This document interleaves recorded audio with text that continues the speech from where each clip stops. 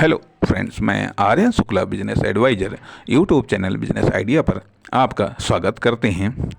आज हम एक common mistake in the business, एक बड़ी ही सामान्य गलती जो अक्सर करके बिजनेस में होती है और जो हमारी समझ में आती है, उस पर हम प्रकाश डालने का प्रयास करेंगे या उसको हम बताने का प्रयास करेंगे। अक्सर होता क्या है कि हम पहले प्रोडक्ट या सर्विस का इंतज़ाम करते हैं, बाद में अदर्स के बारे में सोचते हैं या नहीं भी सोचते हैं, फिर फेल हो करके बैठ जाते हैं।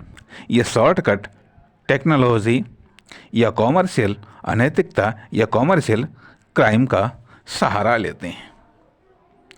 लेते हैं जब अब मैं मानता हूँ कि व्यावसायिक विकास में प्रोडक्ट या सर्विस का योगदान 20% ही है। यह हमारी मान्यता हो सकती है, ठीक है। मैं कॉमन मान्यता की मैं बात नहीं करता, लेकिन अब जो बात मैं कहना चाहता हूँ उस पर ध्यान दीजिएगा कि मैं मानता हूँ कि व्यावसायिक विकास में प्रोडक्ट या सर्विस का योगदान 20% ही है। बाकी 80% others factor, skill, knowledge, talent, experience का योगदान है, जो हो सकता है नॉन कॉमर्शियल हो सकता है। संपर्क, संबंध यह भी तो नॉन कॉमर्शियल है, परंतु जब ये बिजनेस का साथ पा जाते हैं तो ये कॉमर्शियल हो जाते हैं। परंतु जो मानते हैं कि व्यावसायिक विकास में प्रोडक्ट या सर्विस का योगदान या प्रधानता 80% है या सर्वाधिक होती है, तो वह वास्तविक 80% की उपेक्षा कर देते हैं, जो बिजनेस को फेल कर देता है।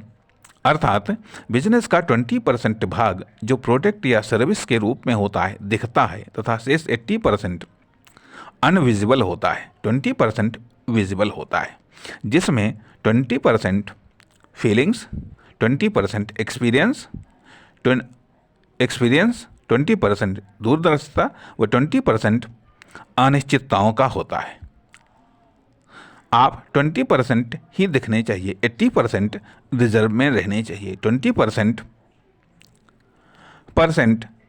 समय, इफर्ट बिजनेस में देना चाहिए।